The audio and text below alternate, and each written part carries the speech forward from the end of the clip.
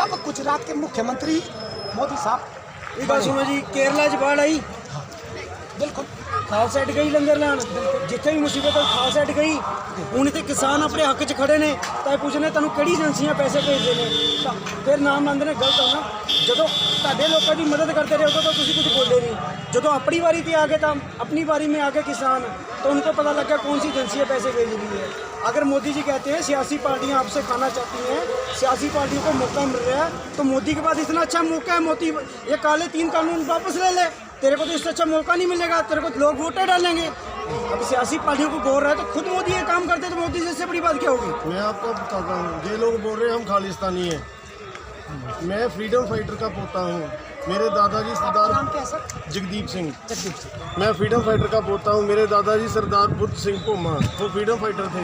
मेरे को शर्म आती है कि ये लोग हमारे बुजुर्गों ने अपने सर देकर इस देश को आज़ादी दिलाई और आज ये हम खालिस्तानी बोल रहे हैं। जब ये कोई न्याय थोड़ी है। जब केरला में जाके कहीं और लंगर लड़ रहे थे तो हम खालिस्तानी से रहे, तब हम सेवादार थे, अब अपने हक के लिए आगे खड़ के तो खालिस्तानी होगी। देखो, सरकार और सत्ता क्या होती है पूरी दुनिया जानती है, पूरा देश जानता है कि सरकार जब जब दबाव में आई है उन्होंने क्या है कि दो हथियार अपने हैं। पहला अपना हथियार बताया कि देश की सुरक्षा और दूसरे को गद्दार घोषित किया, बस ये चीज़ क्या है। और ये भारतीय जनता पार्टी भारतीय जनता पार्टी की जो पीछे थी सुषमा स्वराज, तब ये बिल मनमोहन सिंह जी से कांग्रेस सरकार थी, तब ये बिल पास हो रहा था, तो सुषमा स्वराज रो के पीछे थी भाजपा वाली, ये बिल पास होगा, किसान रो के मरेंगे, खून के आंसू रोएंगे। अरुण जेटली ठीक है जी, तो अरुण जेटली साथ में था, तब ये रो रहे थे। अब क्यों नहीं मोदी को दिख रहा वो भी तो बीजेपी वाली बोल रहे थे, अब ये बिल क्यों नहीं दिख रहा उनको, और उनके अन्य भक्तों को भी नहीं दिख रहा। वीडियो क्लिप है अभी भी, तो यहाँ पे देख लो पूरा पंजाब बैठे ना लंगर लगा के, तो आधे से ज्यादा दिल्ली यहाँ से राशन खा रहा है, लंगर खा रहा है सिर्फ सेवा में। और पंजाब छोड़ के कहीं पे ऑल ओवर वर्ल्ड चले जाओ, सब जगह समर्थन ऑल ओवर, अपना हॉलीवुड सारा पंजाबी सिंगर इंडस्ट्री सब साथ दे रही है। बॉम्बे वाला क्यों नहीं दे रहा, वो सब गोदी मीडिया है। मैं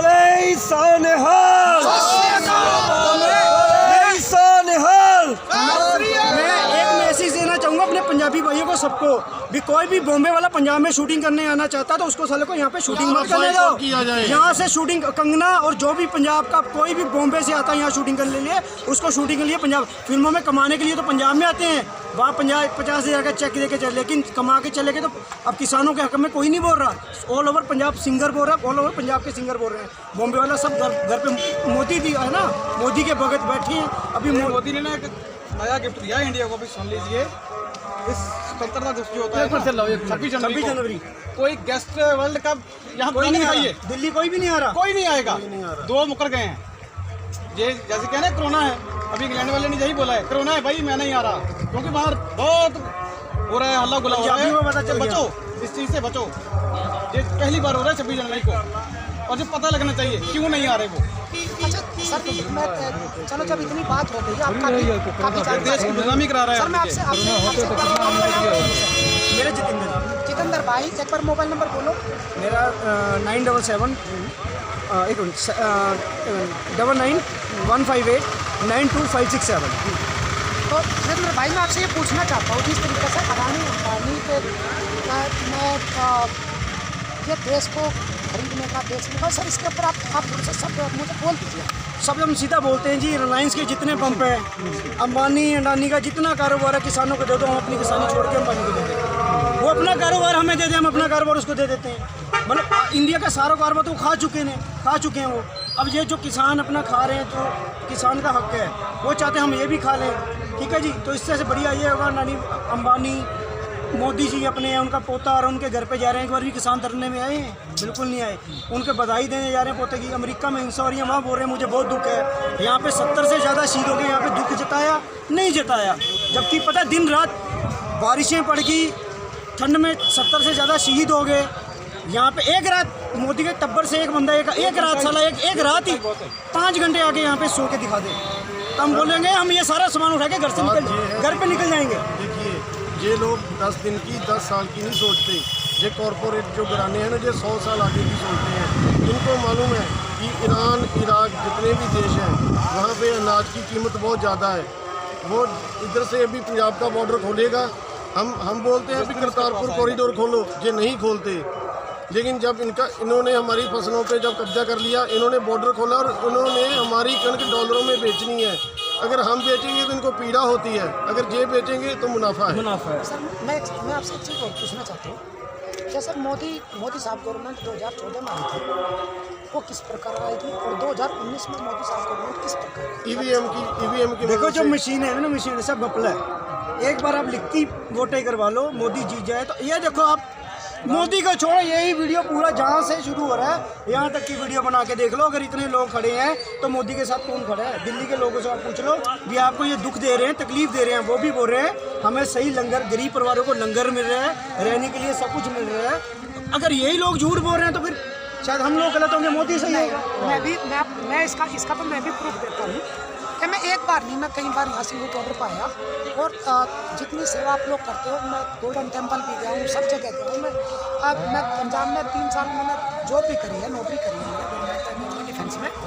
तो आप जैसा कोई सानी तो है नहीं, लेकिन बस एक बात मैं पूछना चाहता हूँ। जिस तरीके से मोदी साहब पूरे देश को गुमराह कर रहे थे पिछले 6 सालों से, क्या आप लोग अब भी देश को गुमराह होने दोगे क्या? बिल्कुल नहीं जी, बिल्कुल भी नहीं होने देंगे। मोदी की औकात हो, एक बार सिंगू बॉर्डर पे आके खड़ के दिखा दे तो मोदी की औकात दिखा देंगे। एक किसानों की, एक ट्रैक्टर का, मोदी की इतनी औकात नहीं ग्राउंड में, वो जानता है यहाँ नहीं आ पाएंगे। एक उसकी औकात होगी, यहाँ एक बार आके दिखा दे तो मोदी। विसाखी पे मोदी साहब दिल्ली में गुरुद्वारा साहब में आ रहे हैं, अपनी फोर्स वहाँ पे लगा के। दम होता तो सिंगू बॉर्डर पे भी आ सकते थे, किसानों के कितने शहीद हुए वो माफ़ी मांग सकते थे, इतने गए दुख जता सकते थे, नहीं आए। सिर्फ ड्रामेबाजी की। वो कभी टोपी पहन लेते हैं, कभी पगड़ी पहन लेते हैं, कभी साला क्या पहन लेते हैं, वो बॉम्बे ले जाओ, बस बॉलीवुड फिल्मों में ले जाओ। कभी डॉक्टर बन जाता है, कभी साला फौजी बन जाता है। और फिल्में करने जो जैसे फिल्मों में दिखाते हैं मोदी साहब बिल्कुल वैसे। मोदी जी तो राम रहीम से भी बड़े एक्टर हैं। एक आसाराम था, एक मोदी जासाराम है। ये दो, एक आसाराम, एक मोदी जासाराम, बस दोनों एक जैसे हैं। सर जैसे रिलायंस वाला पूरा का पूरा मोदी साहब गवर्नमेंट को पूरा का पूरा पैसा प्रमोट कर रहा है, एक तरफ से, एक तरफा पूरी दुनिया को जग जाएगा। इसमें मैं नहीं कहता, एक सेकंड, मैं नहीं कहता, पूरी दुनिया जानती है कि मोदी साहब एक चाय बेचने वाला। भाई मैं आपसे पूछना, चाय के कप लगाए आपने, चाय के कप आपने ये मोदी साहब का चाय का कप है, जो चाय का कप चाइना के राष्ट्रपति को, शी जिनपिंग को जो चाय पिलाई थी, वो ये कप है, वहीं से लेके वो ये कप है जो जब भारत में आए थे शी जिनपिंग साहब, इन्हीं कप में मोदी साहब ने चाय पिलाई थी, कैसे केतली लेके चाय करके। लेकिन मैं एक बात पूछना चाहता हूँ भाई, अगर कोई भी गरीब आदमी अगर एक चाय बेचने वाला है, क्या वो ईमानदारी के पैसे से, सच्ची ईमानदारी से, क्या वो देश के प्रधानमंत्री पद तक पहुंच सकता है? देखो जी, वो जो मोदी चाय बेचने वाला कहता है ना, कुछ भी नहीं है, ड्रामेबाजी किया है। जिस टाइम मोदी ने, जिस टाइम मोदी जी ने पढ़ाई की थी, कोई उसका साथी तो होगा। जहाँ पे कंटीन पे बैठे मोदी ने चाय पी होगी, कोई तो होगा, बोलेगा ये मेरे पास चाय पी के गया था। कोई उसके साथ पढ़ा होगा, बोलेगा ना मेरे साथ पढ़ के इसने डिग्री की थी। कोई सामने क्यों नहीं आ रहा? ना मोदी का कोई टीचर आ रहा है भी मेरे पास पढ़ के गया है, ना कोई उसका साथ वाला आ रहा है भी हाँ मेरे साथ पढ़ा है, ना कोई ये बोल रहा है मेरी कंटीन में बैठ के चाय पीता था, ना कोई ये बोलता हाँ साला स्कूल से बंक मार के जाता था। तो वो सब फर्जी डिग्री हैं, जो वो डिग्रियाँ रखी हैं ना, वो प्रिंट होकर रखी हैं। लेकिन जब मोदी का पढ़ने का टाइम था, तब साले जो पढ़ते थे ना, उसके मार्क्स के भी 2 नंबर मिलते थे, तो वो सही से उसके सर्टिफिकेट निकलते थे। तो ये तो सारा प्रिंट से निकल रखा है, तो क्या प्रूफ मानेंगे? मोदी के साथ एक भी पढ़ने वाला मेरे को बंदा दिखा दो जो बोल दे मैं मोदी के साथ पढ़ रखा हूँ, तो हम ये उठा के निकल जाएंगे।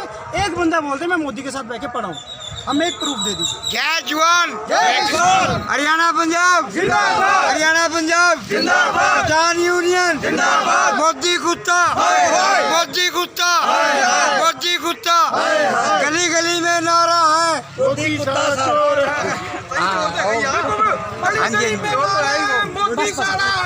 हाँ बिल्कुल, हाँ जी, कुछ हमारे बीच एक मिनट एक मिनट, हरियाणा से किसान भाई है, ये है बिल्कुल सेंटर में, ठीक है, कटिंग में करो। पूरा देश जानता है आदरणीय मोदी जी ने 2014 का चुनाव एक लहर में जीता था, लेकिन 2019 अच्छे दिन आने वाले हैं, आ गए हैं। भाई नहीं खड़ा हो जा, अरे खड़े होना पड़ेगा भाई की बात मान लेंगे। 2014 का चुनाव मैं भी मानता हूँ कि एक लहर मोदी साहब की थी, लेकिन 2019 का जो चुनाव मोदी साहब ने जीता, वो लहर नहीं थी, वो सिर्फ क्या है कि इलेक्शन कमीशन को हाईजैक किया गया था। और पूरा देश जानता है, पूरा देश दुखी है, क्योंकि आज आदरणीय मोदी साहब के पास में CBI, police force, paramilitary force, ED, कौन सी एजेंसी नहीं है। अगर कोई भी बंदा, कोई भी देश का व्यक्ति और कोई देश के लोग अगर इंसाफ और हक की आवाज़ उठाते हैं तो उसको किस तरीके से मोदी साहब ब्लेम करते हैं। दिल्ली का शाहीन बाग जीता जागता उदाहरण है। उन्होंने आंदोलन किया, उन्हें आतंकवादी घोषित कर दिया, देशद्रोही घोषित कर दिया, और भी बहुत सारे आंदोलन हुए देश में जिन्होंने भी मोदी साहब भाजपा के खिलाफ आंदोलन करने का प्रयास किया, उन्हीं को देशद्रोही आतंकवादी घोषित कर दिया।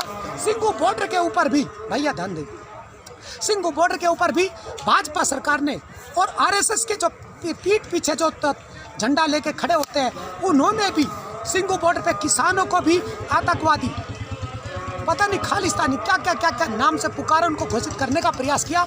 और भाजपा की एक बहुत ही घटिया किस्म की रागिनी तिवारी नाम सुना होगा, कहती थी एक दिन कि मैं बॉर्डर खाली करा दूंगी, और यहाँ के किसानों ने क्या कहा था, एक बार तू बेटी आके तो देख ले, तू अगर यहाँ से अगर कपड़ों के साथ चली जाना तो बता देना। तो ये बात समझना क्या है, पूरा देश का ये रुख क्या है, आदरणीय मोदी साहब आप समझ लेना बात को। ये सिंघू बॉर्डर है, टिकरी बॉर्डर है, अभी मैं सिंघू बॉर्डर पे खड़ा हूँ, और टिकरी बॉर्डर को भी देख लेना, गाजीपुर बॉर्डर को देख लेना, दिल्ली के चारों ओर जितने भी बॉर्डर हैं सब के ऊपर किसान डट के खड़ा हुआ है।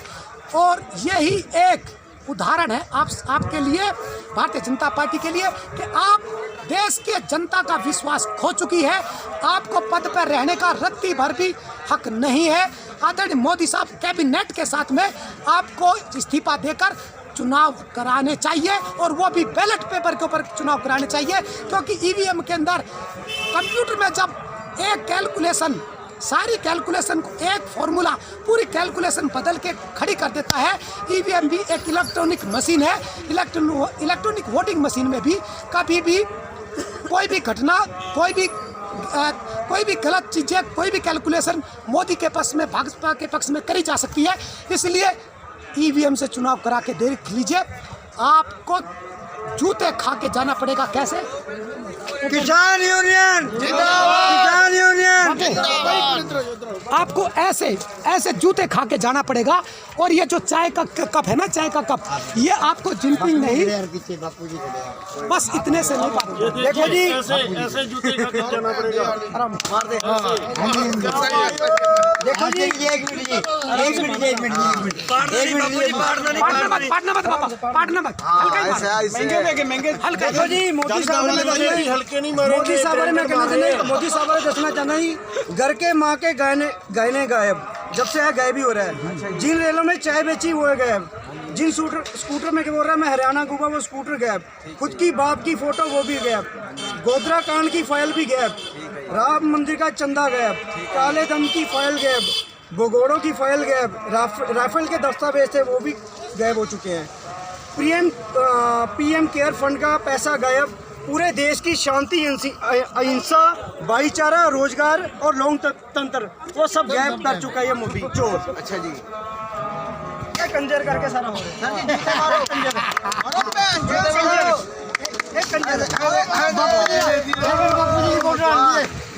बापू जी मारो, बापू जी ऐसे सतनाम वाहेगुरु, सतनाम।